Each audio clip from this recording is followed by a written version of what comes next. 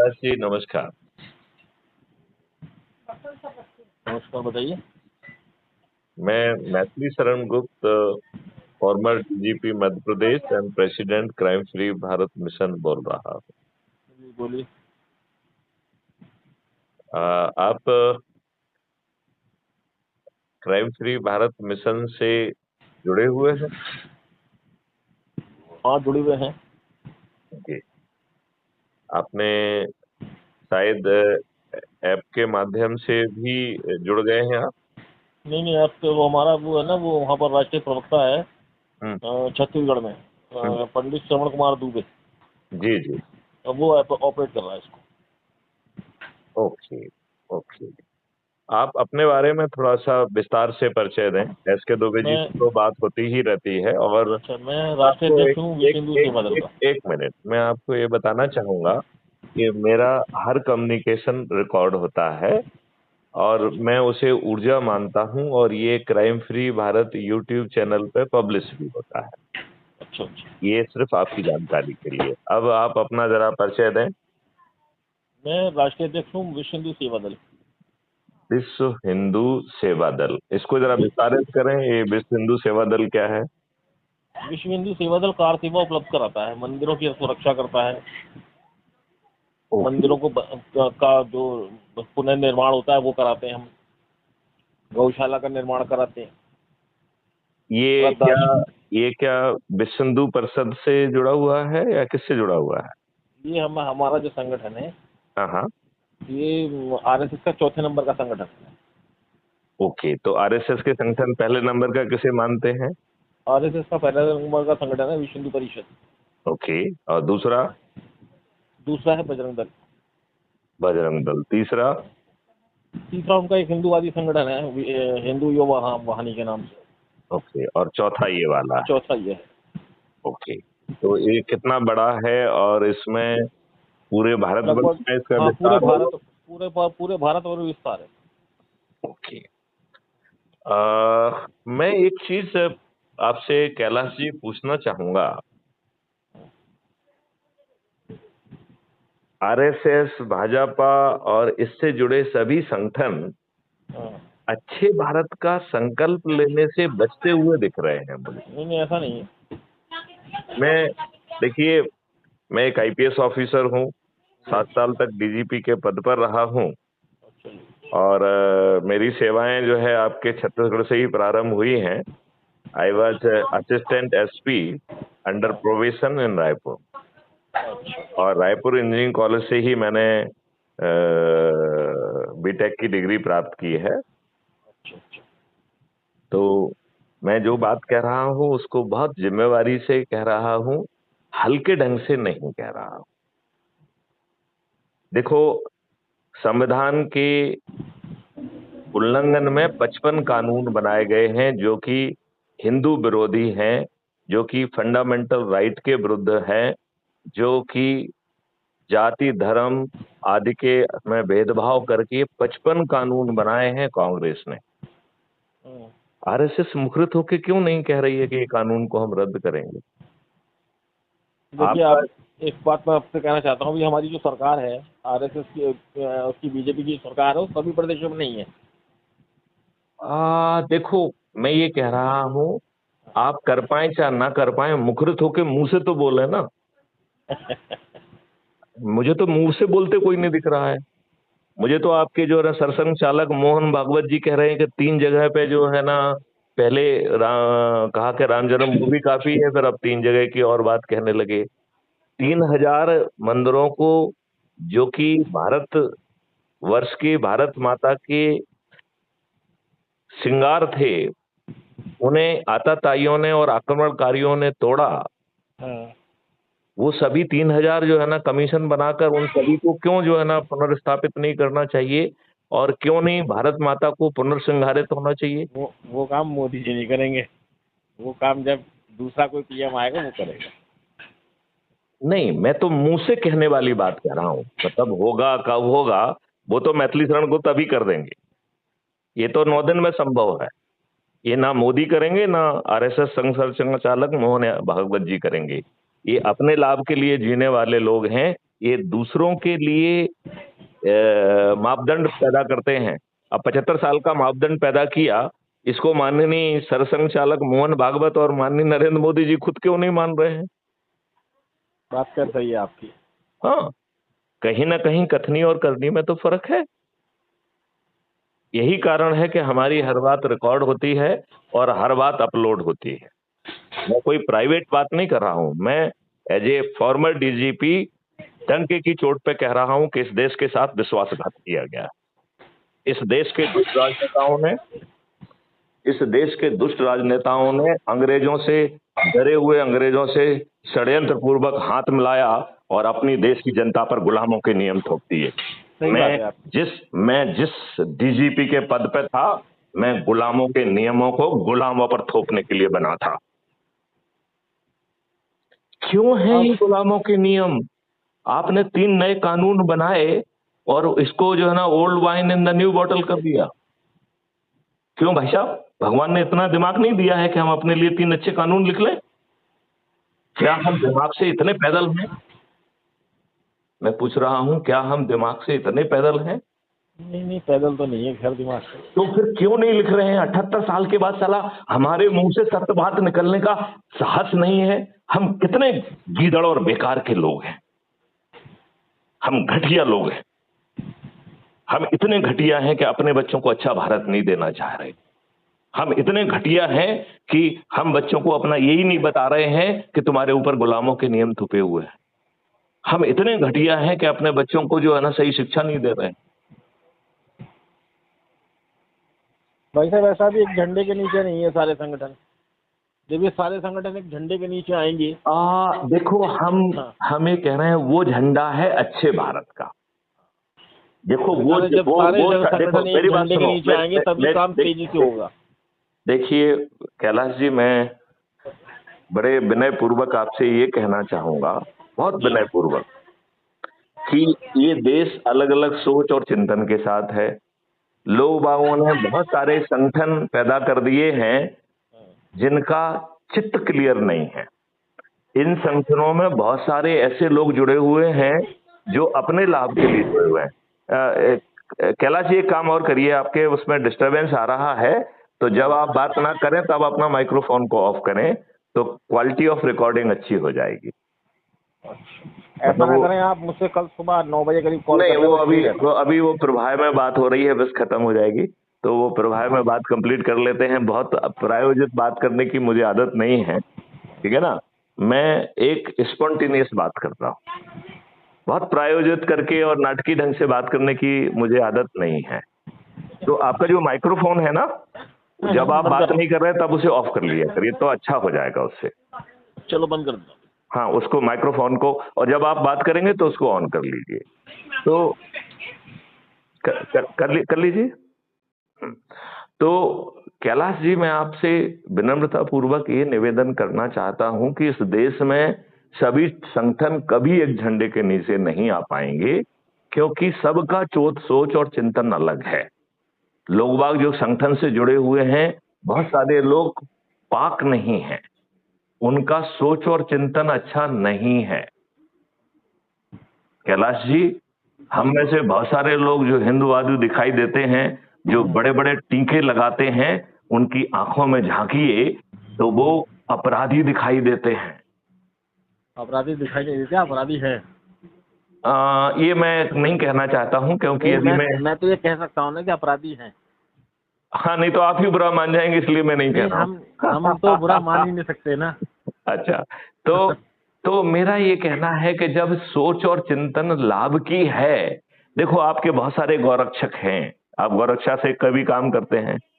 मैं व्यक्तिगत रूप से जानता हूं बहुत सारे गौरक्षकों को जो गौरक्षक की दलाली करते हैं, जो गांवों को कटवाने में उसमें उनको पास कराते हैं, वो उनके जीविकोपार्जन का साधन है। कि ऐसे लोग जो है आपके दल में क्यों होना चाहिए? हमारे दल में नहीं, एक आदमी था, उत्तर प्रदेश का अध्यक्ष था, मनोज ठाकुर नाम था उसका। मुझे 2-3-4 लोगों का तो व्यक्तिगत रूप से मालूम है। मैं आपको बताता हूँ, हमने उसको करीब 4 साल हो गए हमें उससे हटाए हुए। अच्छा, हमने उसको संगठन से ही हटा दिया। हाँ, तो ये लोग क्या कर रहे हैं, ये लोग जो गौ को काटने वाले लोग हैं उनसे रेपो करते हैं, उनके बाद इनको पूरी जानकारी होती है, हाँ, और इनको पूरी जानकारी होती ये संरक्षण का पैसा लेते हैं और ये खुद कटने के लिए गायों को भिजवाते हैं पैसे लेके। है। हाँ, और ट्रक पे यदि ट्रक जाते हैं, मुझे जानकारी है, ऐसा नहीं कि नहीं है, और जानकारी। और जो है, और भी मैं एक बताना चाहता हूं, जब इनकी डील नहीं होती है तो ये पुलिस में रिपोर्ट करते हैं, उसको पकड़वाते हैं और पुलिस अपना अपना जो पुलिस है यही ना, करती है। अपना जो है वो दबदबा बनाते हैं। तो कैलाश जी, मेरी प्रार्थना ये है कि इस देश में सभी संगठन कभी एक झंडे के नीचे नहीं आएंगे, और यही इस देश की विडंबना भी है। आपको मालूम है स्वामी विवेकानंद जी ने क्या कहा था? स्वामी विवेकानंद जी, थोड़ा सा यदि आप माइक्रोफोन को ऑफ करेंगे तो बहुत क्वालिटी इंप्रूव कर जाएगी। जो आपका वो उसमें वो होगा ना माइक्रोफोन वाला, उसको उसको क्लिक कर दीजिए, जब आप बात करें तो उसको ऑन कर लीजिए, बहुत बहुत बहुत आनंद आ जाएगा, क्योंकि फिर जो है ना एकदम पिन ड्रॉप साइलेंस सुनाई देगी। हाँ, तो कैलाश जी, मैं आपसे निवेदन ये करना चाहता हूं कि स्वामी विवेकानंद जी ने एक बहुत बड़ी बात कह के गए हैं, वो कि यदि भारत को खुशहाल, समृद्ध और विश्व गुरु बनना है तो एक बहुत छोटा सा काम करने से भारत विश्व गुरु बन जाएगा, और वो काम है हमें अपनी बिखरी हुई इच्छा शक्ति को संगठित करना है। बिखरी हुई इच्छा शक्ति को संगठित करने वाला, तो अंग्रेजों ने क्या किया है, उन्होंने आपको बांटा और राज किया, और इन दुष्ट राजनेताओं ने आपको और भी छोटी छोटी जातियों में बांटा है और राज किया है। तो ये बिखरी हुई इच्छा शक्ति ये दुष्ट राजनेता और विघटित कर रहे हैं। कोई भी राजनेता, कोई भी राजनीतिक पार्टी अच्छी नहीं है, भाजपा भी अच्छी नहीं है। यदि कांग्रेस महादुष्ट है तो भाजपा दुष्ट है, और आरएसएस भी दुष्ट है, क्योंकि ये चलो करे या ना करे, कम से कम मुंह से तो बकरे, ये तो मुंह से नहीं बोल पा रहे हैं।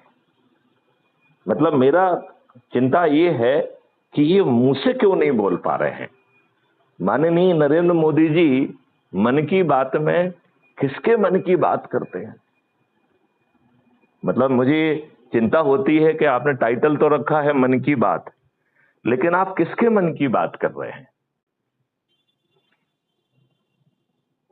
तो स्वामी विवेकानंद जी जो ब्रह्म वाक्य दे गए हैं कि हमें बिखरी हुई इच्छा शक्ति को संगठित करना है, मुझे लगता है कि हमारे पास केवल एक ही उपाय है, वो है अच्छे भारत का संकल्प।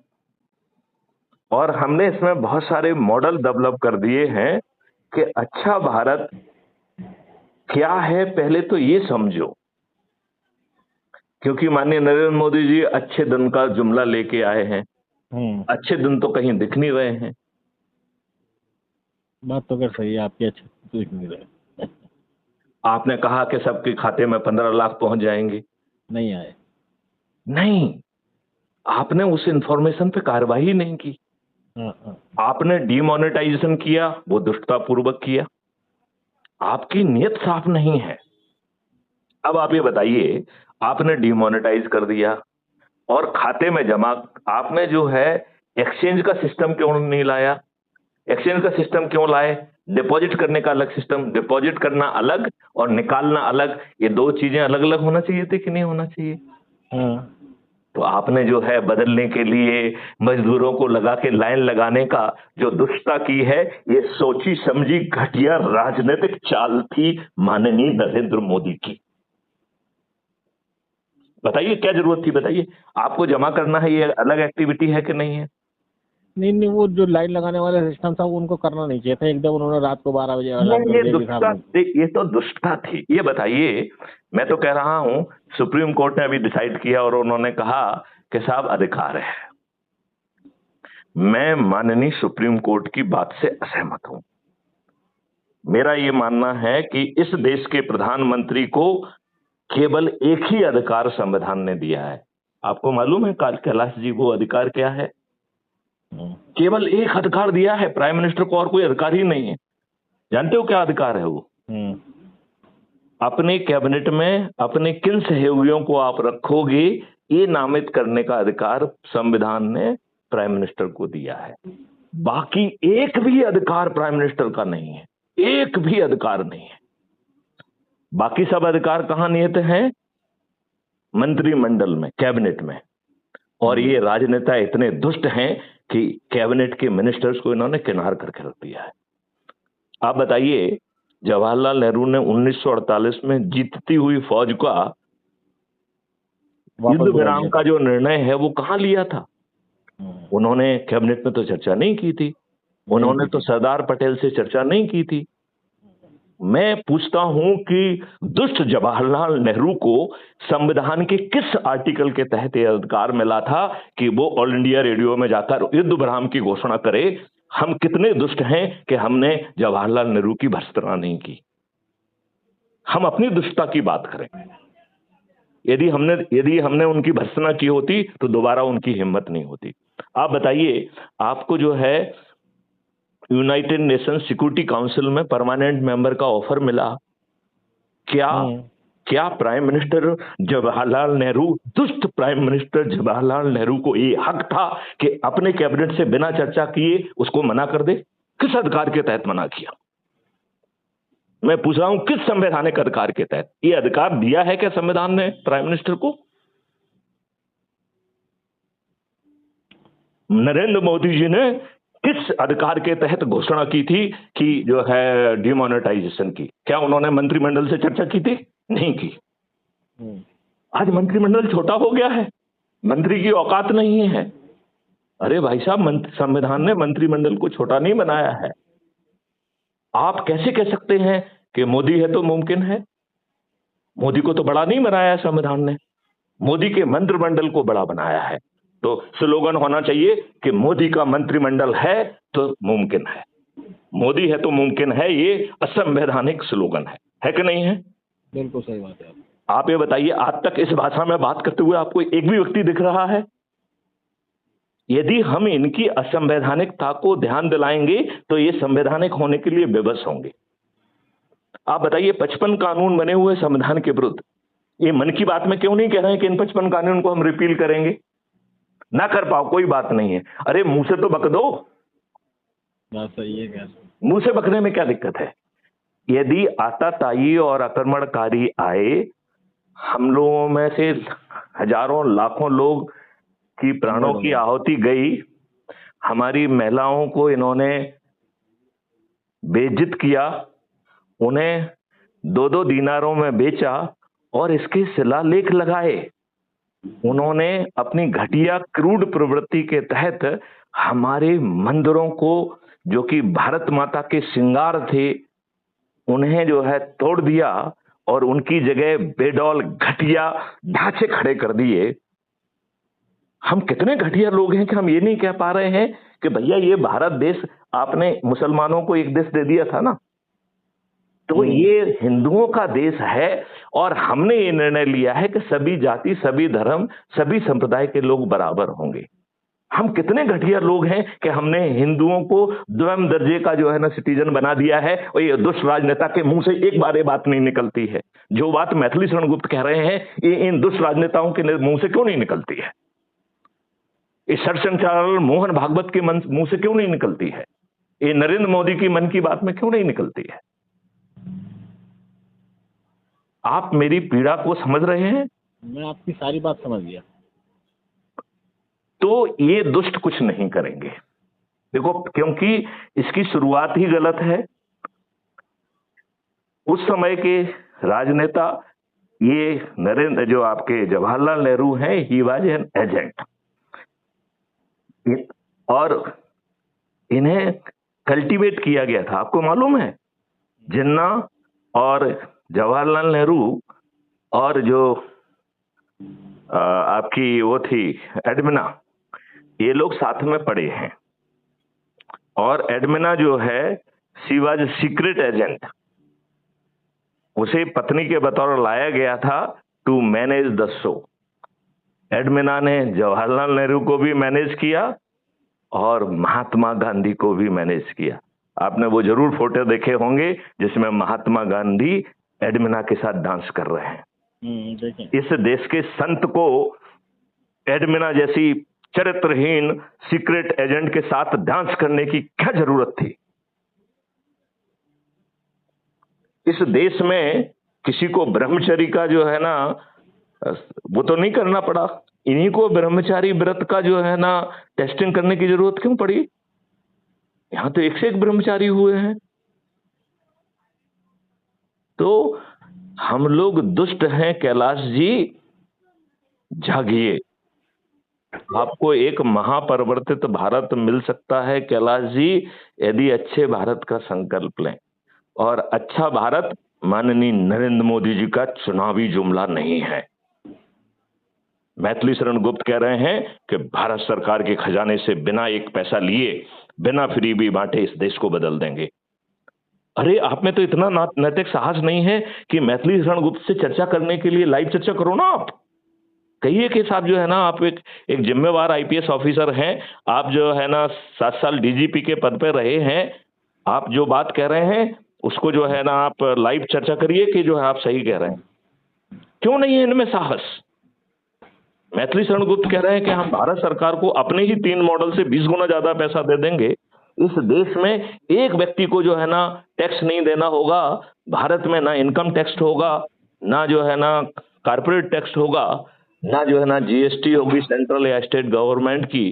किसी को एक पैसे की फ्रीबी की जरूरत नहीं होगी और भारत के 144 करोड़ लोगों को 5 मौलिक अधिकार मिल जाएंगे।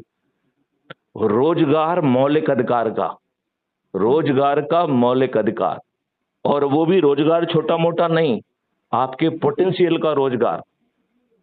मैं आपसे कैलाश राजपूत जी पूछना चाहता हूं, आपका पोटेंशियल जानने की क्या किसी ने कोशिश की आज तक? नहीं की। ना आपके माँ बाप ने, ना इस समाज ने, ना दुष्ट जो है ना शिक्षा व्यवस्था ने, ना हमारे राज्य ने, ना हमारे देश के किसी व्यवस्था ने किया, नहीं किया। हम में से जाने कितने महान लोग होंगे जो छोटे मोटे पद पर जो है ना रहकर और मर के चले गए हैं। यदि उनका पोटेंशियल जमीन पर उतरता तो ये देश कहां पहुंच जाता। मैथिली शरण गुप्त कह रहे हैं कि हम 144 करोड़ लोगों का पोटेंशियल ना केवल नापेंगे, बल्कि वो पोटेंशियल आपको मौलिक अधिकार के तहत मिल जाएगा और आपको लॉर्ड मैकाले की शिक्षा नहीं लेना होगी। आपको जो है आपके पोटेंशियल को रियलाइज करने वाली शिक्षा व्यवस्था मिलेगी, आपके पोटेंशियल को रियलाइज करने वाली। और इस शिक्षा के 4 कंपोनेंट होंगे। पहला कंपोनेंट संस्कार का होगा, दूसरा कंपोनेंट शिक्षा का होगा, और शिक्षा भी फालतू की नहीं होगी। आज आपको मालूम है मैंने 13 डिग्रियां की हैं। I am engineer by first education, right. तो मैंने बीटेक, एमटेक, एमबीए 3 डिसिप्लिन में, LLB, master in public policy and sustainable development, ऐसी 13 डिग्रियां करके रखी हैं। मैं अथॉरिटी के साथ कह रहा हूं कि 90% जो चीज हम पढ़ते हैं उसका कोई उपयोग नहीं है। तो हम लॉर्ड मैकाले की शिक्षा क्यों ले रहे हैं भाई? हमारे पोटेंशियल को, और इसके अलावा और कोई शिक्षा है भी तो नहीं। वो शिक्षा सोचना कौन सोचेगा? ये दुष्ट राजनेता तो नहीं सोचेंगे, तो कोई सोच ही नहीं रहा है। मैथिली शरण गुप्त कह रहे हैं कि ना केवल हम सोचेंगे, हम आपको देंगे भी, और वो भी मौलिक अधिकार के तहत देंगे। तो पहले जो है आपके मौलिक अधिकार, सॉरी नॉट, पहले आपके पोटेंशियल को पहचानेंगे। अब आपका पोटेंशियल एक दिन में तो रियलाइज होगा नहीं, होगा क्या? नहीं होगा, एक दिन में कुछ नहीं होगा। एक दिन में कुछ नहीं होना है। तो आपके पोटेंशियल को पहचाना जाएगा कैलाश राजपूत के पोटेंशियल, आपकी बात करता हूं, राइट। आज आप जहां खड़े हुए हैं उस जगह को पहचाना जाएगा, और इस बिंदु को और आपके पोटेंशियल को जोड़ा जाएगा। ये आपके पोटेंशियल का पाथवे है कि नहीं है? बिल्कुल बिल्कुल सही बात है। मतलब पहले आपका पोटेंशियल पहचान लिया, फिर आप कहाँ खड़े हैं, जैसे गूगल मैप में होता है ना कि आप कहाँ जाना चाहते हो और आप कहाँ पे हो, तो आप कई बार चूज योर लोकेशन, आप अपने लोकेशन को चुन लेते हो, तो और अपने आप वो जहाँ खड़े हैं वहां से वो आपका जीपीएस लोकेशन लेके आपको पाथवे बताता है कि नहीं बताता है? बिल्कुल बिल्कुल सही बात। आपने गूगल मैप में देखा होगा ये। गूगल मैप जैसा ही आपका पाथवे बनेगा कि आप अभी कहाँ हैं और आपका जो है ना डेस्टिनेशन, और डेस्टिनेशन क्या है? आपके पोटेंशियल का रोजगार। तो आपका पोटेंशियल का डेस्टिनेशन कहाँ है, राइट? और फिर इसे छोटे छोटे माइलस्टोन में बांटा जाएगा और हर माइलस्टोन को जो है अचीव किया जाएगा। और फिर जब एक अचीव हो जाएगा तो पहले आपसे उसका अभ्यास कराया जाएगा, आपको राष्ट्रीय संपदा के निर्माण में भेजा जाएगा। जब आप उसमें परिपक्व हो जाएंगे तो फिर आपको माइल स्टोन 2 की शिक्षा दी जाएगी, फिर माइलस्टोन 3 की शिक्षा दी जाएगी और फिर माइलस्टोन 4 की। इस तरीके से आपको धीरे धीरे भारत के 144 करोड़ लोगों को हम उनके पोटेंशियल को रियलाइज करा देंगे। और इस सब काम के लिए भारत सरकार के खजाने से एक पैसा यूज नहीं करेंगे, उल्टा अपने 3 मॉडल से भारत सरकार को 20 गुना पैसा दे देंगे, जिससे आपको टैक्स मुक्त भारत मिलेगा। इसमें ना तो भारत सरकार से पैसा ले रहे हैं और ना ही जो है कोई फ्री भी बांट रहे हैं। और मोदी जी कह रहे हैं कि 80 करोड़ तो इतने गरीब हैं, हमने इतने गरीब पैदा कर दिए हैं कि यदि हम उन्हें गेहूं दाना नहीं देंगे, गेहूं नहीं देंगे तो वो मर जाएंगे। ये कह रहे हैं ना माननीय नरेंद्र मोदी जी एडवर्टाइजमेंट में, क्या कह रहे हैं कि 80 करोड़ लोगों को भैया हम प्राइम मिनिस्टर योजना के तहत जो है अन्न बांट रहे हैं और वो अन्न नहीं बांटेंगे तो ये लोग मरने वाले हैं, है कि नहीं? ये कह रहे हैं, ये कह रहे हैं। 80% में 40% तो मामला ले जाते हैं। यार जाति को छोड़ो, अभी अपन इनकी बातें नहीं करेंगे, अपन वो नियम कानून को बराबर कर दो ना। देखो फिर सब बराबर हो जाएंगे। अभी तो दुष्टता हमने की है, फिर हमको जबरदस्ती हिंदू मुस्लिम को सोचा रहे हैं। हम ये कह रहे हैं कि 144 करोड़ लोग भारत में रह रहे हैं तो हम उनको बराबर मानेंगे, ठीक है ना? और इस देश को बदल देंगे, गड़बड़ किसी को करने नहीं देंगे। किसी की औकात नहीं है कि अपराध कर दें, क्योंकि हम क्राइम फ्री भारत और करप्शन फ्री भारत के जो है राष्ट्रीय अध्यक्ष हैं और हमने इस देश को बदलने का ठेका लिया है। मैं तो डंके की चोट पे बात कह रहा हूं ना, इसलिए मैं कहता हूं कि मेरा हर बात रिकॉर्ड होती है और हर बात पब्लिश होती है। ये हम किसी के विरुद्ध आपको प्रभावित करने के लिए गुलम नहीं कर रहे हैं, ये विश्व को सुनाने की बात कर रहे हैं। जो माननीय नरेंद्र मोदी जी अपने मन की बात में नहीं कर पा रहे हैं, वो मैथिली शरण गुप्त कह रहे हैं। बताइए, मेरी जैसी बात कोई दूसरा ब्यूरोक्रेट या कोई नेता कहते हुए दिख रहा है क्या? आपने जो कहा वो सही कहा भी, राइट। अब जो है हर माइलस्टोन को, शिक्षा को हमने 4 सब पार्ट किए हैं और हमारा पहला पार्ट है संस्कार, क्योंकि हमने तो संस्कार ही नहीं दिए हैं। आज हमने संस्कार विहीन युवाओं की फौज खड़ी कर दी है, जो रील देखती है, जो पोर्नोग्राफी को देखती है, जो आंख मारती लड़कियों को जो ना लाइक करती है। अच्छी बातों के लिए उसके पास समय ही नहीं है। एम आई राइट? राइट।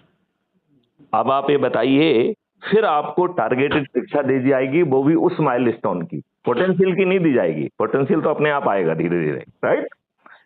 फिर आपको जो है शिक्षा अकेले काम नहीं आती है जब तक उसे हुनर में ना डाल दिया जाए, स्किल सेट में ना बना दिया जाए।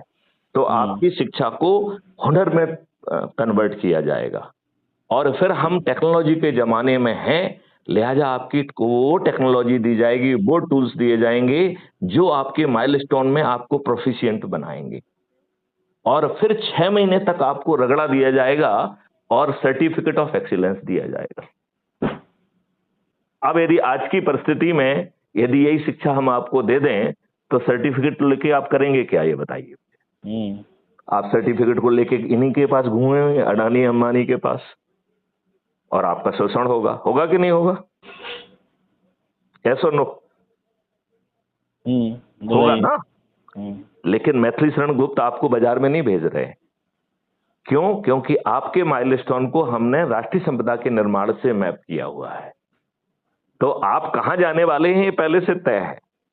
और वैसी जो है ना 100,000 भी पोस्ट वो होंगी, माइलस्टोन की जॉब्स होंगे, राइट? तो आपसे आपकी सहूलियत कहां है? आपको अपनी सहूलियत की जगह पे भेजा जाएगा। और इस पूरी प्रक्रिया में जिसने भी आपकी मदद की है, मतलब जिसने आपका पोटेंशियल पहचाना, जिसने आपका पाथवे बनाया, जिसने उसे छोटे छोटे माइलस्टोन में बांटा, जिसने आपको संस्कार दिए, जिसने आपको शिक्षा दिया, जिसने शिक्षा को हुनर में कन्वर्ट किया, जिसने आपको टेक्नोलॉजी दी और जिसने आपका सतत अभ्यास कराया, इन सब लोगों को रियल टाइम भुगतान मिलेगा, क्योंकि फ्री भी है नहीं और मुफ्त में कुछ हो नहीं रहा है। राइट। तो अब सवाल पेंच फंस गया कि माननीय नरेंद्र मोदी जी को 80 करोड़ लोग जो हैं, जो 5 किलो गेहूं पर सरवाइव कर रहे हैं और वो मर जाएंगे यदि उनको वो गेहूं नहीं मिलेगा, इनका भुगतान कहां से आएगा? क्यों? क्योंकि हम कह रहे हैं कि हम भारत सरकार के खजाने से लेंगे नहीं और फ्री भी देंगे नहीं। तो पैंच फंस गया कि नहीं फंस गया? नहीं, कैलाश जी, पैंच फंसा कि नहीं फंसा, ये बताओ पहले तुम मुझे। फंस गया, राइट। अब इस पैंच से बाहर निकालना किसका काम है? मैथिली शरण गुप्त का। तो मैथिली शरण गुप्त से उस पैंच से बाहर निकालने का भी तरीका निकाल दिया। तो आपके शरीर की छाया होती है कि नहीं होती है? होती है। ऐसे ही आपके अकाउंट की एक छाया अकाउंट पैदा कर दिया जाएगा, जिसको हमने नाम दिया है कल्प वृक्ष अकाउंट। क्या नाम दिया है? कल्प वृक्ष अकाउंट। हाँ, कल्प वृक्ष अकाउंट। कल्प वृक्ष का मतलब है जिस वृक्ष के नीचे बैठ के आप जो सोच लोगे वो पूरा हो जाएगा, उसे कल्प वृक्ष कहते हैं। आपने सुना होगा, कल्प वृक्ष का नाम जरूर सुना होगा। तो ये कल्प वृक्ष अकाउंट है, इसमें आपको सोचना भी नहीं है। क्यों? क्योंकि वो आपके अकाउंट को देख रहा है। जब आपको धन की आवश्यकता होगी तो बिना किसी आवेदन के, बिना किसी अधिकारी के अनुमोदन के, वो पैसा अपने आप आपको अपने कल्प वृक्ष अकाउंट से मिल जाएगा। और कल्प वृक्ष अकाउंट में पीछे से 3 जगह से जो है ना पैसा आ रहा है, तो उसके पास अकूट धन है, राइट। वो भारत सरकार के लिए मोहताज नहीं है, ठीक है ना। कभी विस्तार से आप मुझे याद दिलाएंगे तो मैं समझाऊंगा कि कल्प वृक्ष अकाउंट का पैसा कहां से आएगा और अकूट कैसे है। और कल्प वृक्ष अकाउंट को पैसे की जरूरत ही नहीं है। क्यों?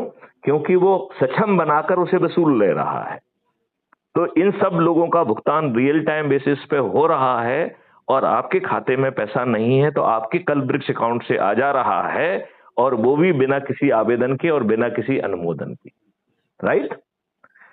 और आपको जो है हर माइलस्टोन के तैयार करने के बाद आपको राष्ट्रीय संपदा के निर्माण में भेजा जा रहा है, क्योंकि आप उसके लिए ऑलरेडी मैप्ड हैं, आप तो तैयारी उसी के लिए किए गए हैं। तो आपको जॉब नहीं खोजना है। तो ना ही रोजगार के लिए और ना ही शिक्षा के लिए कोई कॉम्पिटिटिव एग्जामिनेशन नहीं होगा। तो ये जो लोगों ने कोचिंग दुकानें खोली हैं, सब बंद होने वाली है। बात समझ में आएगी नहीं आया आपको? यहाँ पर कोई दिक्कत है? अभी तक नहीं है, ठीक है ना। दिक्कत नहीं। अब जब आप राष्ट्रीय संपदा का निर्माण का काम करेंगे तो हर काम के साथ आपको रेवेन्यू मिलेगा, पैसा मिलेगा। ये महीने का नहीं है, ये तो आपने 1 घंटे का काम किया, आपका वर्क कंपोनेंट कंप्लीट हुआ, उसी समय वो असेस हो गया, उसी समय आपको रेवेन्यू मिल गई, राइट। और वो जो पैसा है, जैसे कि आपने को बिना पूछे बिना अनुमोदन के मिला था, ऐसे ही वो आपसे बिना पूछे कल्प वृक्ष अकाउंट का पैसा वापस हो जाएगा। तो कल्प वृक्ष अकाउंट को किसी स्थायी पैसे की जरूरत है क्या? नहीं है, नहीं है। क्यों? क्योंकि उसने आपको सक्षम बनाकर आपको धन पैदा करने के सक्षम बना दिया है और अपना पैसा वापस ले लिया है। वो भी आपसे नहीं पूछेगा वो धन। और भारत में कोई पेपर करेंसी नहीं होगी, तो भारत में 2 डिजिटल करेंसी होंगे। एक आज की दुष्ट रुपया करेंसी और एक होगी भारत निर्माण निधि, जो कि हम जितनी राष्ट्रीय संपदा का निर्माण करेंगे उतना जो है वो धन अपने आप पैदा होगा। उसको मतलब एक डिजिटल करेंसी पैदा होगी जिसका नाम हमने भारत विकास निधि कहा है, और उसका हमने नया नाम दिया है आजाद हिंद रुपया। ये सुभाष चंद्र बोस का आजाद हिंद रुपया है, जिसकी 1 रुपये की वैल्यू 1 सोने के सिक्के के बराबर होगी। मतलब आजाद हिंद रुपया, 1 रुपया आज के रुपया का 1 लाख रुपए के बराबर होगा, राइट। और इसका निर्माण होगा जैसे ही आप राष्ट्रीय संपदा को अनुमोदित करेंगे, तो राष्ट्रीय संपदा का निर्माण के लिए जो धन आवश्यक है उतनी डिजिटल करेंसी ऑटो जनरेट होगी। कैलाश राजपूत जी, आपको मालूम है आज का रुपया कैसे छपता है? मैं आपको बताता हूं। आज का रुपया छपता है, हमारी सरकार एक बजट बनाती है, राइट।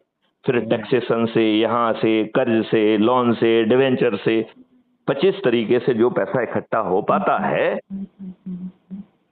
और जो पैसा इकट्ठा नहीं हो पाता है उस गैप के लिए ये पेपर करेंसी छापते हैं। इसलिए आज की जो पेपर करेंसी है वो घटिया व्यवस्था है। उससे जो है इन्फ्लेशन बढ़ता है, मुद्रास्फीति बढ़ती है और हमारे रुपए का डिवैल्यूएशन होता है। स्वतंत्रता के समय हमारे 1 रुपए में $1.2 आता था, 1 रुपया में $1.2 आता था। $1 बराबर था 0.8 रुपये के। समझ रहे हैं आप? हाँ, वो समझ घटते घटते अभी जो है ना कहाँ पहुंच गए हम? 85-100 पे पहुंच गए कि नहीं पहुंच गए? ये उल्टी गंगा बहने वाली है। क्यों? क्योंकि आपकी ये घटिया करेंसी है, राइट?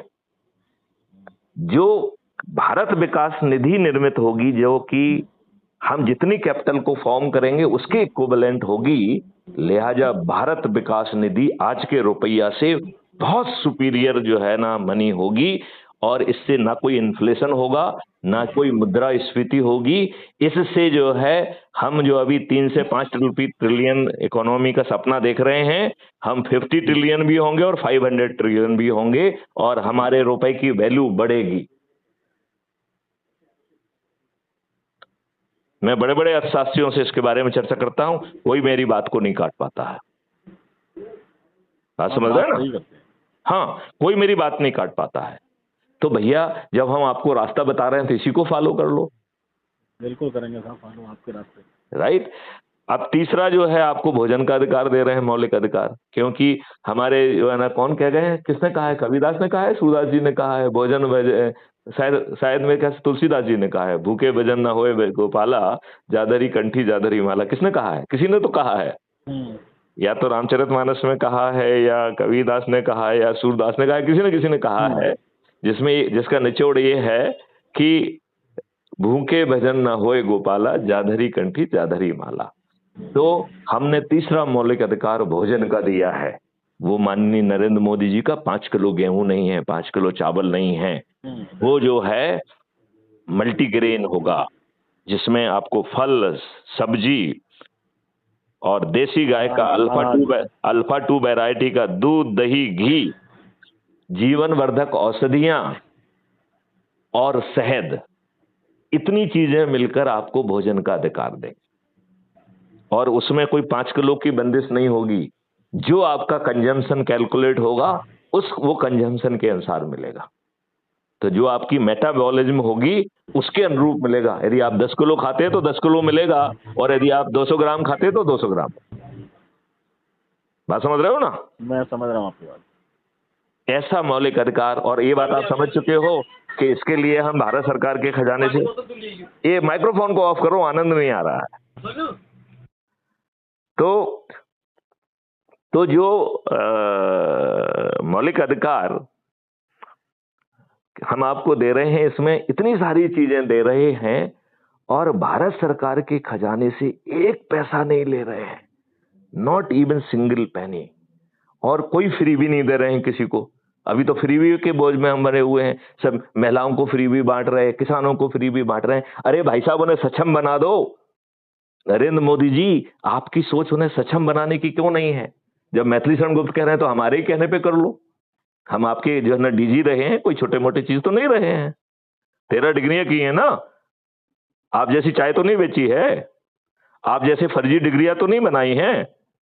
मुझे तो समझ में नहीं आता कि इस उम्र में इन्हें फर्जी डिग्री बनाने की क्या जरूरत थी।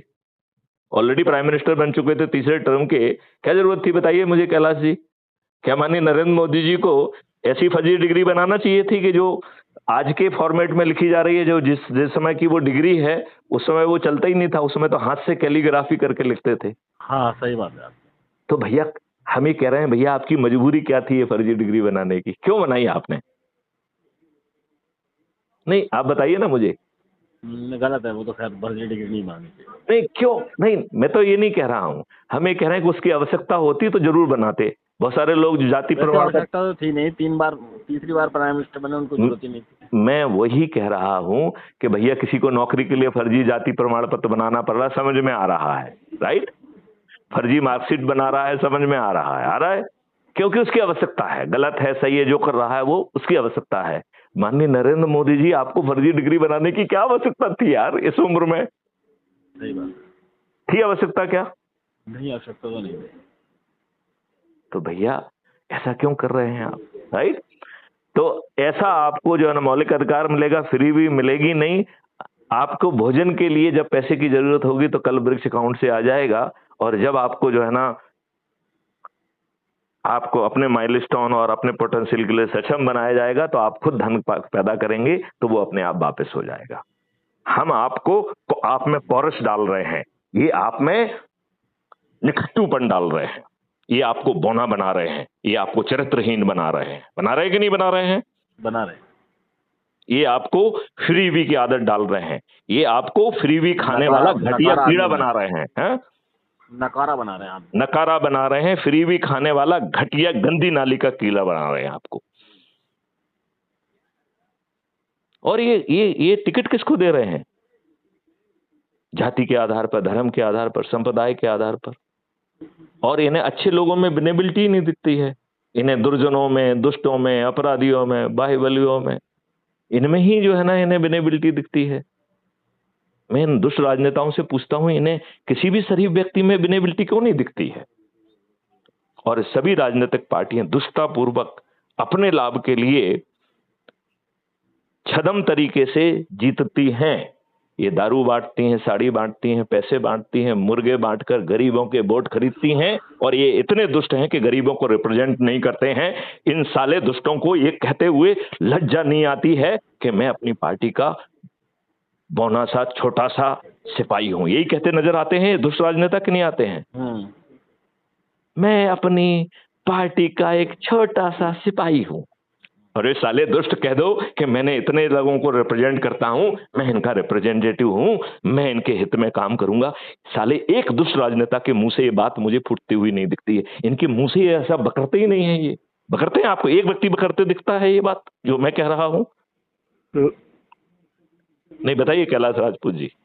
नहीं, ऐसा तो गलत है, ये चीज तो गलत है ना। अब जो है चौथे अधिकार की तरफ आते हैं, स्वास्थ्य का अधिकार। अभी आपकी घटिया मेडिसिन, वही जो है ना आपने कानून बना के रखा हुआ है।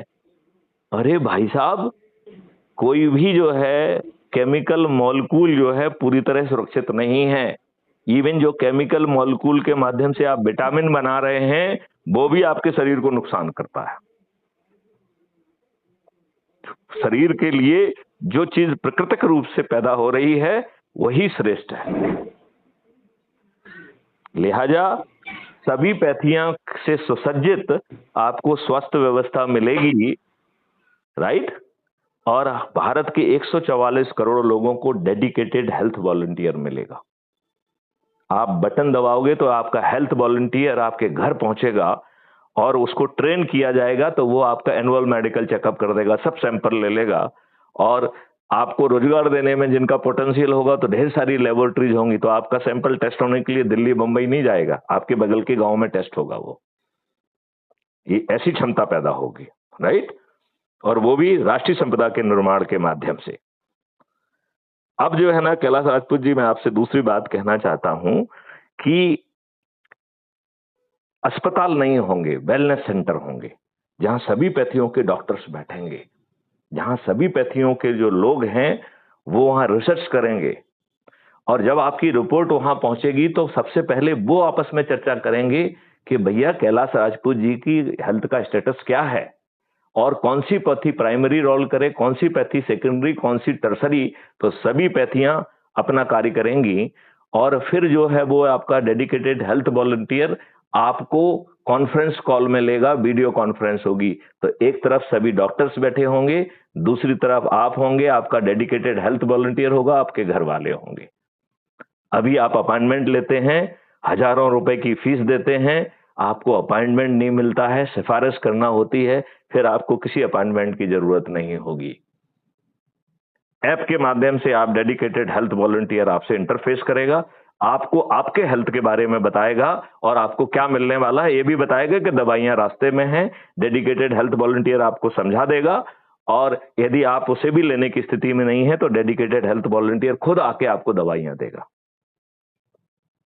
यदि आपको आईसीयू में भर्ती होना है, ऑपरेशन होना है, तो वो भी व्यवस्था होगी। और इन सब चीजों में भारत सरकार के खजाने से एक पैसा नहीं लिया जाएगा, और कोई चीज फ्री में नहीं मिलेगी। सबका रियल टाइम भुगतान होगा, और आपके खाते में पैसा नहीं होगा तो कल ब्रिक्स अकाउंट से आ जाएगा, और आपको सक्षम बनाकर वो पैसा वापस हो जाएगा। ऐसी सशक्त व्यवस्था। ऐसा भारत चाहेंगे कि नहीं चाहेंगे कैलाश राजपूत जी? चाहते तो हैं। अब बताएंगे। और अगला, अगर अभी तो चौथे मौलिक अधिकार पे पहुंचे, पांचवा मौलिक अधिकार सुन लीजिए। खुशहाली और समृद्धि ये मौलिक अधिकार के तहत मिलेगी। भारत में कोई व्यक्ति गरीब ही नहीं होगा, भारत में किसी को अपराध करने की जरूरत ही नहीं होगी। ये तो हो गए मौलिक अधिकार, और 21 महालक्ष्यों के तहत सब कुछ बदलने वाला है। तो आज की दुष्ट प्रशासनिक व्यवस्था नहीं होगी। आज हम जैसे आईएएस आईपीएस जो है ना लाट साहब हैं, हमने अपने आप को राजनेताओं का चरण सेवक बना लिया है अपने लाभ के लिए। आप बताइए, ये लाट साहब जो है ना, जब तक इनकी मजबूरी नहीं होगी आपके फोन पे भी नहीं आएंगे। आते हैं? नहीं, ऐसा नहीं है, फोन पे तो आते हैं। आपके फोन पे आएंगे यदि आप कुछ हैं, नहीं तो भाई साहब ये आम आदमी के फोन पे नहीं आते हैं। नहीं, आम आदमी तो खैर, आम आदमी से बात भी नहीं होती। तो बस वही मैं कह रहा हूं, आप किसी संस्था को रिप्रेजेंट कर रहे हैं, आप उनको हिला सकते हैं, इसलिए आपके फोन पे आ जाते हैं, बाकी आम आदमी के फोन पे नहीं आते हैं। ये इतने दुष्ट हो गए हैं कि इन्होंने अपने पीआरओ रख लिए हैं। पीआरओ डिसाइड करता है कि आप साहब से बात कर पाओगे कि नहीं कर पाओगे। पीआरओ की हमें जरूरत नहीं पड़ती है, हम तो डायरेक्ट फोन करते हैं कोई काम करना नहीं, देखिए कैलाश राजपूत जी, आप एक संस्था से जुड़े हुए हैं, वो संस्था इस समय जो है शासन को रिप्रेजेंट कर रही है, तो आपकी स्थिति बदल गई है ना, आप उसका ट्रांसफर करा सकते हैं। तो आपसे डरता है वो, इसलिए आपके फोन पे आता है। यदि आप कल आम नागरिक के बतौर होंगे तो आपके फोन पे नहीं आएगा वो, नंबर 1। और कार्यालय में जा रहे हैं तो वहां सुनने के लिए तैयार नहीं है, आपको बुलाएगा ही नहीं, साहब बिजी हैं, आपको नहीं बुलाया जाएगा। आप 4 बार चले जाओ, दिन भर बैठे रहो, फिर नहीं बुलाएगा। ये प्रशासनिक व्यवस्था बदल जाएगी। ये लाट साहब जो है आपके घर पे जाके आपका काम करेंगे, ऐसी प्रशासनिक व्यवस्था चाहिए? कंडक्ट रूल बदल जाएंगे, ये अंग्रेजों के जमाने के कंडक्ट रूल नहीं रहेंगे। पुलिस व्यवस्था बदल जाएगी, जहां पे आप बटन दबाओगे तो जैसे डेडिकेटेड हेल्थ वॉलंटियर है, ऐसे ही डेडिकेटेड क्राइम वॉलंटियर आपके घर में पहुंचकर आपकी एफआईआर दर्ज करेगा। आज की जो दुष्ट व्यवस्था है, जिसमें लोग आपके खिलाफ फर्जी मुकदमे कायम करा रहे हैं, फर्जी गवाही दे रहे हैं, आपको फंसाया जा रहा है, पुलिस जो है ना झूठी एफआईआर कायम करके उसी के फेवर में उसी जैसे बयान काट के आपको जेल में ठूस दे रही है, आपको जो है ना जमानत नहीं मिल रही है, आप बरसों बरस अंडर ट्रायल जो है ना जेल में सड़ रहे हैं, और दुष्ट वकील जो है मोटी मोटी फीस लेके फर्जी बहस के माध्यम से जो निर्दोष लोग हैं वो जेल में सड़ रहे हैं, और दोषी लोग जो है ना सफेद कुर्ता पजामा पहन के जो है ना दुष्ट लोग जो है ना बाहर घूम रहे हैं। यही स्थिति है कि नहीं है कैलाश जी? यही स्थिति है कि नहीं है? हाँ, यही स्थिति है आज की। आज की यही स्थिति है। तो ये बदली हुई पुलिस व्यवस्था मिलेगी। आज हानिकारक केमिकल आपके ऊपर थोपे जा रहे हैं चारों तरफ से। ये बड़े बड़े स्टार जो सेलिब्रिटी अपने आप को कहते हैं, साले नचइये सेलिब्रिटी क्यों हैं इस देश के? ये नचइये इस देश की सेलिब्रिटी होना चाहिए क्या? नहीं, सलमान इस देश की सेलिब्रिटी होना चाहिए क्या? बिग बॉस जैसे घटिया सीरियल यहाँ चलना चाहिए क्या? भारत में बिग बॉस को तो बैन कर देना चाहिए। ये भोड़े लोग, तो ये काम नरेंद्र मोदी जी क्यों नहीं कर रहे हैं? और नहीं कर पा रहे हैं तो मजबूरी क्या है ये बता दें। हम तो ये समझ नहीं पा रहे हैं ना कि इनकी मजबूरी क्या है। ये मन की बात में किसके मन की बात करते हैं, मुझे तो आज तक ये समझ में नहीं आया है। मतलब मैं तो अपने मन की बात कर रहा हूं ना आपसे, माननीय नरेंद्र मोदी जी क्यों नहीं कर पा रहे हैं? और मैं तो चुनौती से कह रहा हूं कि जमीन पर भी उतर जाएगी। तो इस देश में बदली हुई व्यवस्था में हानिकारक केमिकल्स विलुप्त हो जाएंगे। ना तो उनका निर्माण भारत में संभव होगा, ना उन्हें इंपोर्ट किया जाएगा, उन्हें ना रखा जाएगा, ना बेचा जा सकेगा। हानिकारक केमिकल के मुक्त होते ही आपकी मिट्टी सौंधी हो जाएगी, क्योंकि उसमें जो है गाय के गोबर से लेके केंचुए से लेके हर चीज वहां पहुंचाई जाएगी, और उसका किसान से पैसा नहीं लिया जाएगा, किसानों की आमदनी 5 गुना कर दी जाएगी। इस सब के मॉडल कैलाश राजपूत जी बने हुए हैं। माननीय नरेंद्र मोदी जी को भेजे गए हैं। माननीय नरेंद्र मोदी जी चर्चा क्यों नहीं करते हैं? मन की बात में ही चर्चा कर लें यार, कि मैथिली शरण गुप्त ने मॉडल भेजे हुए हैं। मैं मालूम नहीं पिछले 4-5 साल से उनसे अपॉइंटमेंट मांग रहा हूं कि मुझे अपॉइंटमेंट दे दो, मैं देश बदल दूंगा। कहां बिजी हैं वो? तो कहते हैं कि वो बच्चों को भी अपॉइंटमेंट दे देते हैं। एक आईपीएस ऑफिसर जो कि आपके ही प्रदेश में जो है ना 7 साल तक डीजी के पद पर रहा है, आप कैसे प्राइम मिनिस्टर हैं कि आपको देश की प्राथमिकता नहीं है? बताइए मुझे, किसके लिए समय है? ऐसा तो नहीं होना चाहिए। अरे मैंने उनके कार्यालय में बात की तो उन्होंने कहा कि साहब जो है ना आप मुझे मेल भेज दीजिए। मैंने उनको मेल भेज दिया, कई बार पूछ भी लिया। तो भैया आपके कौन से कार्यालय वाले हैं जो इतने दुष्ट हैं कि आपके सामने आप मेल भी नहीं रखते हैं? और भैया उनको नियंत्रित करने की जिम्मेवारी तो आपकी है ना। और मैथिली शरण गुप्त के तो जो है ना वीडियो पूरे जो है ना इन्होंने फाइल बना के रखी है, इनके पास पहुंच रहे हैं। तो भैया सुन लो उसे, क्या दिक्कत है? मत बुलाओ, वीडियो सुन के ही काम कर लो यार। मैं तो विस्तार से समझा रहा हूं ना कैसा होगा। क्यों भाई साहब? नहीं, आपकी बात तो खैर ठीक है, लेकिन आपसे मुलाकात क्यों नहीं कर रहे? ये तो माननीय नरेंद्र मोदी जी को बताना होगा, मैं कैसे बता सकता हूं? मैं तो ये कह रहा हूं कि मैं उनके कार्यालय में भी फोन लगा लेता हूं। उनके कार्यालय में मुझे बताया गया कि साहब ये ईमेल आईडी है, इस पे भेज दीजिए, हम आपको अपॉइंटमेंट दे देंगे। पिछले 5 साल में तो नहीं मिल पाया है। और उस व्यक्ति को नहीं मिल पाया है जिसने भारत सरकार में क्राइम फ्री भारत का कॉन्सेप्ट नोट भेज के 2019 से एक नेशनल पुलिस मिशन बनाया है, और उसका नोडल ऑफिसर मैं ही हूं। तो मैं कोई साधारण डीजी नहीं हूं, मैं आज एक नेशनल पुलिस मिशन का चीफ नोडल ऑफिसर हूं, जो भारत सरकार का मिशन है।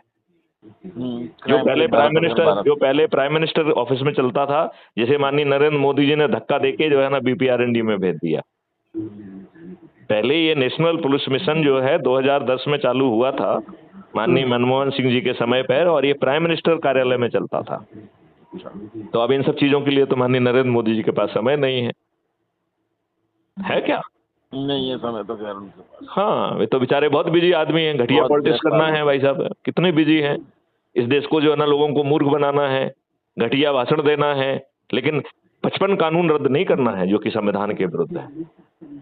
भारत के हिंदू हिंदू कहेंगे, लेकिन हिंदुओं को सभी जाति और समुदाय के बराबर नहीं करना है, क्योंकि फिर वोट कैसे मिलेंगे? एक रहोगे, कटोगे तो बटोगे कहेंगे, लेकिन भैया बराबर नहीं करेंगे, डर पैदा करेंगे, बराबर नहीं करेंगे, क्योंकि तभी तो जीतेंगे। राजनीति तो इसलिए चल रही है ना, कटेंगे तो ये राजनीति नहीं है, ये दुष्ट नीति है। राजनीति मैं कह रहा हूं कि 5 मौलिक अधिकार के साथ आपके पोटेंशियल को रियलाइज किया जाएगा, ये राजनीति होना चाहिए, यही राष्ट्रनीति होना चाहिए। जो इसको ये राजनीति कहते हैं वो दुष्ट नीति है, वो देशद्रोह है, वो घटियापन है, जिसने इस देश में 543 सांसदों में से 251 सांसद, 46% क्रिमिनल हैं। कितने घटिया लोग हैं ये, घटिया लोगों को टिकट देते हैं जाति धर्म संप्रदाय के आधार पर, गरीबों के वोट खरीदते हैं। ये राजनीति है, ये घटिया नीति है, ये दुष्ट नीति है, ये देशद्रोह है। आप कहते हैं इसे राजनीति, मैं इसे राजनीति नहीं कहता हूं, मैं इसे दुष्ट नीति कहता हूं। ये राजनीति करने लायक ही लोग नहीं है, ना इनकी शिक्षा है, ना सोच है, ना संकल्प है। इनके तो मुंह से बात नहीं निकलती है साले की, मालूम नहीं मन के बात में किसके मन की बात करते हैं। ये किसके मन की बात करते हैं माननीय नरेंद्र मोदी जी? मेरे जैसे क्यों नहीं बोलते हैं? कर पाए चाहे ना कर पाए, मैं कर पाऊंगा या नहीं कर पाऊंगा, लेकिन मेरे ये उद्देश्य हैं, मेरे मरने के बाद जो दूसरा प्राइम मिनिस्टर बनेगा, क्योंकि मरने तक तो हम ही रहेंगे, मरने के बाद जो दूसरा प्राइम मिनिस्टर बनेगा वो हमारे बचे हुए कार्य को जरूर पूरा करेगा, क्योंकि मैं तो करूंगा नहीं, तो मेरे रहते तो होंगे नहीं, राइट? तो मेरे आने वाला, चूंकि मैं मुंह से बक रहा हूं, तो मेरे आने वाला कर देगा। इतना ही कर जाए, क्यों भाई? बिल्कुल सही है, इतना तो कर देना, मन की बात में बक दे थोड़ा सा यार। क्या सोचते हैं आप? अब जो है ये कॉन्सेप्ट ही रहेगा, तो इसको जोड़ने का एक हमने बहुत एक अच्छे भारत को, इसको जो जितनी भी बात हमने बताई है, इसे अच्छा भारत कहा है। तो अच्छा भारत एक डेलिबरेबल कंटूर्स हैं, ये कोई जुमला नहीं। इतनी बात तो कैलाश जी समझ में आ गई क्या आपको? हाँ, मेरी सब बात आपकी समझ में आ गई। ये कोई जुमला नहीं है, ये डेफिनेट डेलिबरेबल कंटूर्स हैं जो आम व्यक्ति को मिलेंगे, और वो भी कम समय में मिलेंगे। और भारत सरकार के बिना खजाने से पैसे लाए आएंगे, इनकी बिना घटिया राजनीति के मिलेंगे। मिलेंगे कि नहीं मिलेंगे? मैथिली शरण जी, मैं एक जानकारी चाह रहा था, आपकी वेबसाइट डिजाइन है? बहुत डिजाइन तो नहीं है, लेकिन एक वेबसाइट है जिसकी हम हर उसमें लिंक देते हैं, तो उसमें आप जाइए, देखिए अपने पास तो बिना पैसे का काम चल रहा है, जो जितनी सेवा में कर देता है तो करा लेता हूँ। अभी मुझे एक ऐप बनाना है अपना, उसके लिए भी धन की आवश्यकता है, लेकिन लगे हैं, आएगा। लोग जब इतनी बड़ी बात कर रहे हैं तो सब कुछ अपने आप होगा। लेकिन वेबसाइट है, वो बहुत अच्छी नहीं है, लेकिन हमारे काम के लायक है। आप मुझे उसका लिंक भेज दीजिएगा। मेरे हर मैसेज में होता है, अभी मैं भेज देता हूँ। अभी मैंने एक भ्रष्टाचार के ऊपर सभी को मैसेज भेजा है, वो आपको भी भेज देता हूँ। अशोक चंद्र ने भ्रष्टाचार के ऊपर बोला, मुझे बड़ा अच्छा लगा, तो मैंने उसको भेजा है। उसमें वो सभी लिंक भी हैं, वो मैं आपको जरूर भेजूंगा। अब मैं बस मोटी दो बात आपसे कहना चाहता हूँ कि क्या अच्छे भारत को जमीन पे उतारने के लिए आपके लाभ के दो काम बताएंगे, उन्हें करेंगे आप? हाँ, जरूर आप करेंगे। हम अपने लाभ के नहीं बता रहे हैं, आपके लाभ के बता रहे हैं। जरूर करेंगे, आप बताइए। तो पहला काम आपको ये करना है कि हर व्यक्ति को इस जिंदगी में रहने के लिए, जीने के लिए दो काम करना पड़ते हैं। या तो जीविकोपार्जन का काम करना पड़ता है या जीवन यापन का काम करना पड़ता है। तो जीविकोपार्जन का मतलब है कि अपने और अपने से जुड़े लोगों को पेट पालने के लिए काम करके धन का अर्जन करना, राइट? क्योंकि उससे उनकी जीविका चल रही है, राइट? और जीवन यापन वो है कि यदि धन है भी तो भी जीने के लिए कुछ काम करना पड़ते हैं। कहीं घूमने जाना पड़ता है, कहीं से ग्रोसरी लाना पड़ती है, सब्जी लाना पड़ती है, ये लाना पड़ता है, वो लाना पड़ता है। तो जीवन यापन या जीविकोपार्जन के दो काम हर किसी को करना होते हैं, चाहे वो कैसा भी हो। या तो वो खुद करता है या उसके बेहाव पे कोई दूसरा करता है, लेकिन करना पड़ते हैं, ठीक है ना? तो मेरा इसमें निवेदन है कि अपने जीविकोपार्जन या जीवन यापन के काम पूरी निष्ठा और लगन से करना है और आनंद भाव से करना है। इससे फायदा ये होने वाला है आपको कि आप उस जीविकोपार्जन के काम में आज जितना कमा पा रहे हैं उससे थोड़ा सा ज्यादा कमा पाएंगे। जैसे आपने सत्यनारायण कथा में सुना होगा कि उसने सत्यनारायण भगवान का व्रत कर लिया तो उसे लकड़ी के दुगने दाम मिले। तो आप अच्छे भाव से करेंगे तो लोग बाग को प्रसन्नता भी मिलेगी और आपके काम को अप्रिशिएट भी करेंगे, और उससे आपका जो धन अर्जन है वो थोड़ा सा बढ़ जाएगा। तो आपके लाभ की चीज है कि नहीं है? तो हम ये चाहते हैं कि पहले आप अपने काम को बहुत निष्ठा, लगन और समर्पण से अच्छे भाव से करें, और जब आप काम कर लें तो वहां पे जितने भी लोग ऐसे हैं जो आपके संपर्क में आए हैं या वहां उपलब्ध हैं, उन्हें मैथिली शरण गुप्त का ये वीडियो सुना दें कि भैया अच्छा भारत है क्या। क्लियर? बिल्कुल। और अच्छे भारत का संकल्प लेना है, और संकल्प लेते हुए वीडियो बनाकर मुझे टेलीग्राम ऐप पर भेजना है, क्योंकि टेलीग्राम ऐप में जो है बड़ी फाइल 2 GB तक की फाइल आ जाती है। 2 GB तक की आराम से आ जाती है।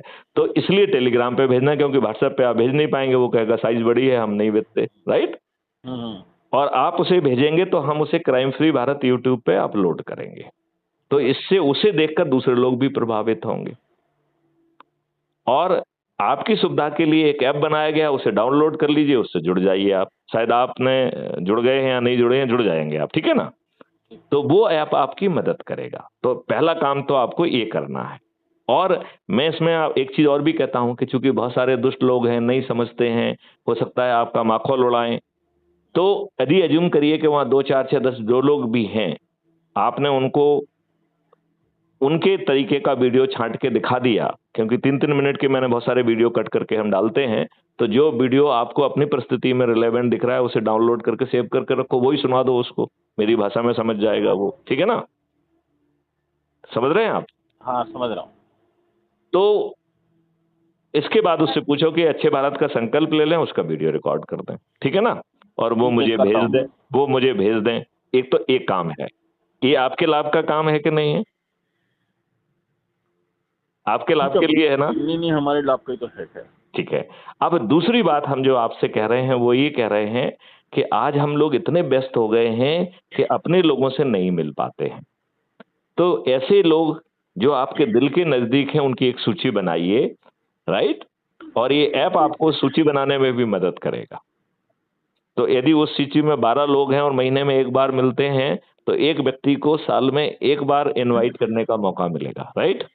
यदि 24 हैं तो 2 साल में एक बार, 36 हैं तो 3 साल में एक बार, 48 हैं तो 4 साल में एक बार, 60 हैं तो 5 साल में एक बार। तो क्या हम अपने से जुड़े लोगों को बुलाएं, और अपने से जुड़े लोग जब बुलाएं अपने को तो उसमें अपन जाएंगे तो हमारे संबंध बढ़ेंगे कि नहीं बढ़ेंगे? बिल्कुल बढ़ेंगे संबंध। और हम ये चाहते हैं कि उस संबंध और संलिप्तता को बढ़ाएं आप, जिससे मौके के पे जो है ना आपसे जुड़े लोग आपसे लगाव महसूस करें और आपके लिए खड़े हों। ये हम चाहते हैं, ठीक है ना? ठीक। और जब आप वहां पे इकट्ठे हों, जिसमें वो अपने घर वालों को भी बुलाए, रिश्तेदारों को भी बुलाए, पड़ोसियों को बुलाए, तो वो 12 लोग 15 लोग जो हैं वो तो बुलाएं और भी अपने सभी जुड़े लोगों को बुलाए वो, और उसमें अच्छे भारत का क्या अच्छा भारत है वो सब जो है ना वाला वीडियो चला दें, और फिर उनसे पूछें कि अच्छा भारत चाहिए कि नहीं चाहिए। चाहिए तो उन्हें जोड़ लें, और यदि ऐप के माध्यम से जोड़ेंगे तो ये ऐप 6 मेरिट लिस्ट बना रहा है। समझ गए? समझ तो गया। बैकग्राउंड में मेरे ख्याल से कुछ या तो सीरियल चल रहा है, क्या चल रहा है? वो पड़ोस में सीरियल चल रहा है, काफी तेज आवाज। हाँ हाँ हाँ हाँ हाँ। तो मेरे ख्याल से अब वार्तालाप को यहाँ विराम करते हैं, बस ये 2 ही काम करना है। और ये ऐप जो है 6 जो है मेरिट लिस्ट बना रहा है, तो आने वाले समय में आपको बिना किसी से टिकट मांगे आपके घर टिकट मिलेगा। इसी व्यवस्था से सरपंच निकलेंगे, पार्षद निकलेंगे, मेयर निकलेंगे, जिला पंचायत अध्यक्ष निकलेंगे, इसी व्यवस्था से प्राइम मिनिस्टर और मुख्यमंत्री भी निकलेगा। और ये राजनेता करोड़ों रुपए खर्च करेंगे और ये हारेंगे, और हमारा चंद्रगुप्त बिना किसी के दरवाजे पर एक वोट मांगने जाए वो जीतेगा। ऐसी अद्भुत व्यवस्था इसी ऐप के माध्यम से जो बन रहा है, वो ऑलरेडी बना हुआ है एक, अब उसको एक मॉडिफाइड वर्जन बढ़ रहा है, जो कि जिससे आपकी हम और अच्छी मदद कर पाए। तो अभी आप इस ऐप से जुड़ जाइए, crime free Bharat mission app से, और जब नया ऐप आ जाएगा तो उससे जुड़ जाना। अभी मैं गूगल सर्च करके नहीं, मैं आपको दे देता हूँ, सब लिंक विंक रहेंगे, उसे एक एक करके सबको क्लिक करके जुड़ जाइए आप। इतनी मेहनत क्यों करना है? व्हाट्सएप पे भेज दीजिएगा। मैं आपको व्हाट्सएप पे भी भेज देता हूँ, SMS पे भी भेज देता हूँ, दोनों पे भेज देता हूँ। ठीक है भाई।